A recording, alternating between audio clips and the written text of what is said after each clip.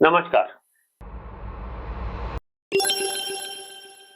जैसा कि आप सब लोग जानते हैं कि 11 तारीख रात और 12 तारीख सुबह के बीच में शनिदेव अस्त होने वाले हैं। नॉर्मली प्लैनेट अस्त होते रहते हैं, लेकिन इस बार का शनि का अस्त होना कुछ विशेष करने वाला है और ये सिर्फ इंडिया के लिए नहीं, वर्ल्ड वाइड कुछ बड़ी घटनाएं होने वाली हैं।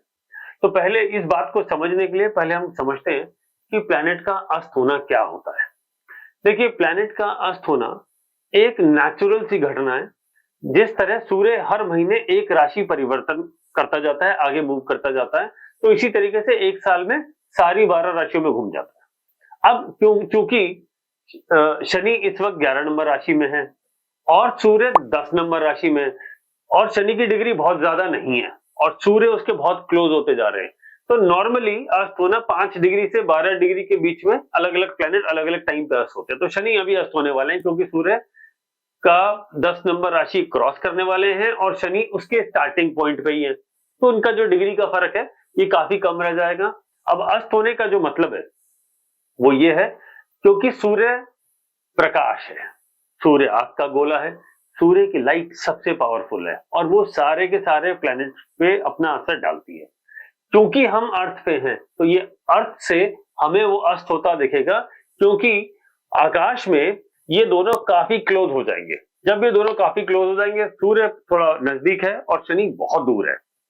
क्योंकि शनि दूर है वो हमें छोटा दिखता है, सूर्य नजदीक है वो हमें थोड़ा बड़ा दिखता है।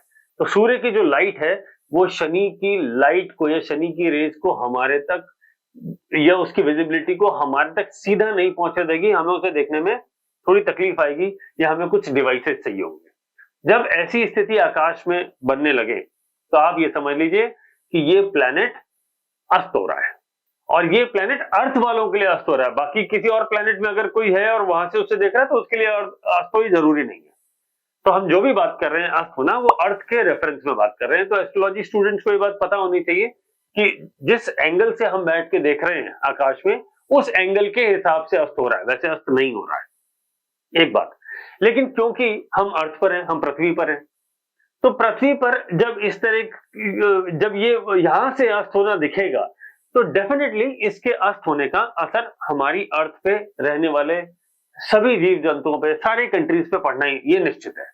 क्योंकि शनि अपनी पावर को खो देंगे और सनलाइट ज्यादा तेज आएगी तो वो सूर्य शनि की पावर को कुछ कम कर देगा और वो उसकी लाइट हम तक आसानी से नहीं पहुंच पाएगी। तो शनि महाराज, ये शनि देव अपना रिजल्ट थोड़ा स्लो कर देंगे या उसके जो पॉजिटिव इंपैक्ट है वो थोड़ा ना कम हो जाएंगे। अब देखिए, इस बार ऐसा विशेष क्या है, अब हमें समझना पड़ेगा। शनि देव 11 नंबर राशि में, सूर्य देव अभी 10 नंबर राशि में है, करेक्ट। अभी इन्हीं दिनों मंगल का भी ट्रांजिट हुआ है, शुक्र का भी ट्रांजिट हो रहा है और बुध का भी ट्रांजिट हो रहा है। तो ये तीनों एक साथ हो जाएंगे और सूर्य देव कुछ दिनों में शनि के साथ शिफ्ट हो जाएंगे। तो पहले तो अस्त और उसके बाद दोनों का एक ही राशि में होना। तो आप एक कॉन्सेप्ट समझ लीजिए कि अगर सूर्य और शनि दोनों प्लैनेट एक साथ हैं तो उस वक्त आकाशीय स्थिति में जो मंगल देव हैं, जो शुक्र देव हैं, जो राहु देव हैं, वो नॉर्मली थोड़ा सा मिसबिहेव करते हैं या अपने अच्छे रिजल्ट देना बंद कर देते हैं और अपने नेगेटिव रिजल्ट देना शुरू कर देते हैं। एक ऐसी स्थिति क्रिएट होती है। तो ये स्थिति क्रिएट हो रही है 16 तारीख के बाद से, लेकिन 11 तारीख से 16 तारीख शनि अपनी पॉजिटिविटी कम करेंगे और जैसे ही सूर्य शनि एक राशि में चले जाएंगे, मंगल, शुक्र और राहु तीनों के पॉजिटिव रिजल्ट्स भी धीरे धीरे कम होना शुरू हो जाएंगे। ये स्थिति लगभग 1 महीने तक रहेगी। आप ले लीजिए लगभग 16-17 फरवरी तक ये रहने वाली है। इसी बीच में और प्लेनेट का भी ट्रांजिशन होगा। अब ऐसे में क्या स्थिति बनती है? अब जैसे मैंने अभी आपको बताया कि मंगल नेगेटिव रिजल्ट देना शुरू कर देगा, राहु नेगेटिव रिजल्ट देना शुरू कर देगा या शुक्र नेगेटिव रिजल्ट देना शुरू कर देगा, तीनों देंगे। अब शुक्र जो है वो है रिलेशनशिप का प्लेनेट, शुक्र जो है वो है व्हीकल्स का प्लेनेट, शुक्र जो है वो लग्जरी का प्लेनेट, यानी लोगों को अपनी लग्जरी से थोड़ा डिस्कंफर्ट होना शुरू हो जाएगा। मान लीजिए गाड़ियां ज्यादा खराब होनी शुरू हो जाएंगी। अब क्योंकि ऐसी स्थिति बनेगी, शुक्र भी खराब होगा और साथ में मंगल भी बैठे हैं, तो क्या होगा?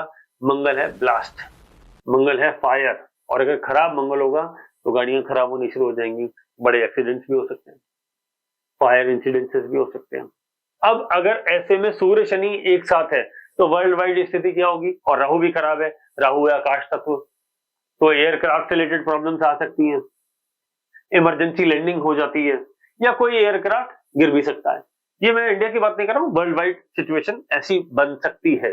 अब क्योंकि मार्स 10 नंबर राशि में है, जहां पे मंगल उच्च के होते हैं, और जब उच्च का मंगल होके खराब होगा तो घटनाएं बॉम्ब ब्लास्ट की स्थिति बनती है, यानी आतंकवादी घटनाओं में बढ़ सकती है। राहु भी खराब होगा तो पॉलिटिकल सिनेरियो, कई कंट्रीज में पॉलिटिकल सिनेरियो खराब हो सकता है। कुछ और कंट्रीज में वॉर लाइक सिचुएशन या कुछ छोटी मोटी झड़पें हो सकती हैं।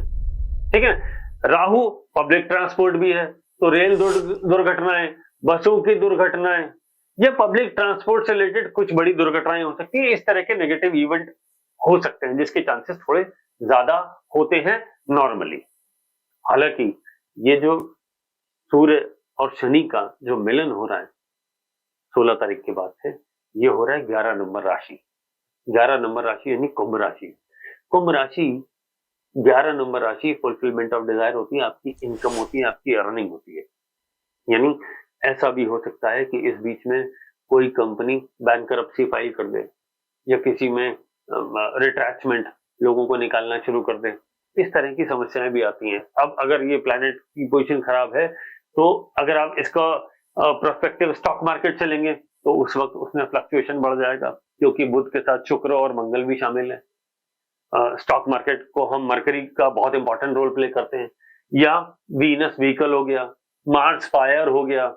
ठीक है, तो इस तरह की घटनाएं नॉर्मली देखी जाती है।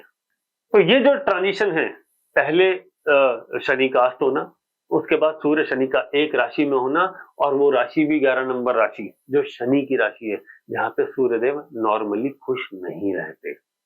तो सूर्य भी अपना प्रचंड रूप दिखाएंगे, मंगल ऑलरेडी खराब होंगे और वो उच्च के होंगे, उच्च के होकर मंगल खराब होंगे तो इस तरह की घटनाएं भी देने वाले हैं। तो इस तरह की घटनाएं होने की संभावना है। हमारी ये सलाह है कि ऐसे वक्त आपको थोड़ा सा प्रिकॉशन लेना चाहिए, ज्यादा अग्रेसिव नहीं होना चाहिए, ऑफिस में अपने बॉस के साथ या कुलीग्स के साथ झगड़ा नहीं करना चाहिए, क्योंकि मंगल अगर उच्च का होके बैड रिजल्ट देगा और सूर्य भी खराब होगा तो ऑफिस में ईगो की फाइट हो सकती है, बॉस के साथ झगड़ा हो सकता है, कुलीग्स के साथ झगड़ा हो सकता है। मंगल शुक्र एक साथ है और बुध भी एक साथ है और ये खराब योग बन रहा है, तो एक्सीडेंट्स के योग बढ़ जाते हैं। तो आपको अचानक ऐसा लगेगा आगजनी की घटनाएं, एक्सीडेंट्स की खबरें ज्यादा आने लग जाएंगी। तो जरा गाड़ी आराम से चलाइए, और अगला 1 से 1.5 सवा महीना थोड़ा ध्यान रखें। हम ये कोशिश करें कि हम किसी से उलझे ना, ऑफिस का और घर का माहौल थोड़ा ठीक रखें, ताकि ये जो समय आ रहा है ये धीरे से निकल जाए और हम सुरक्षित इस समय को निकाल लें। और अगर ऐसा होता है तो यही हमारी जीत है। आचार्य गणेश को सब्सक्राइब करिए, इसी तरीके के और वीडियोस देखने के लिए हमें लाइक करिए और ये वीडियोस औरों को शेयर करिए, ताकि ये अवेयरनेस सब में फैलाई जाए, ताकि ये थोड़ा ये समय जो थोड़ा सा डिफिकल्ट समय, हालांकि बहुत छोटा समय, ये आराम से निकल जाए और लोगों का नुकसान ना हो, ना व्हीकल्स का नुकसान हो, ना जॉब्स में इशू आए, और कोई ईगो की लड़ाई ना करे। अगर ऐसी स्थिति बने तो उसे अवॉइड ही करें। कई बार अवॉइड करना ही जीत है। तो हमें इस बात को ध्यान रखना चाहिए कि इस तरह की चीजों को, घटनाओं को अगर हम अवॉइड करेंगे तो शायद इसी में ही हमारी जीत है। धन्यवाद, नमस्कार।